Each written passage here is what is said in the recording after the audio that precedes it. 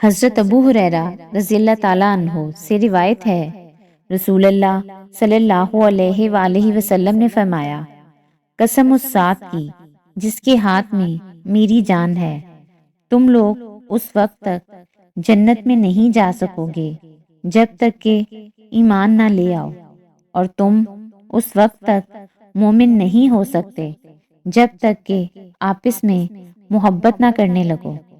کیا میں تمہیں ایسی بات نہ بتا دوں کہ اس پر عمل کرنے سے آپس میں محبت کرنے لگو؟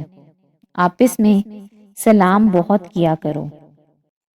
حضرت عبداللہ بن عمر رضی اللہ تعالیٰ عنہ سے روایت ہے کہ ایک آدمی نے رسول اللہ صلی اللہ علیہ وآلہ وسلم سے سوال کیا، کون سا اسلام یعنی اسلام کی کون سی خصلت بہتر ہے؟ آپ نے فرمایا، تمہارا کھانا کھلانا اور سلام کہنا اسے جسے تم پہچانتے ہو یا تم نہیں پہچانتے ہو۔ حضرت ابو امامہ رضی اللہ تعالیٰ عنہ سے روایت ہے، رسول اللہ صلی اللہ علیہ وآلہ وسلم نے فرمایا، لوگوں میں اللہ تعالیٰ کے ہاں سب سے زیادہ قریب وہ شخص ہے جو انہیں سلام کہنے میں ابتدا کرے۔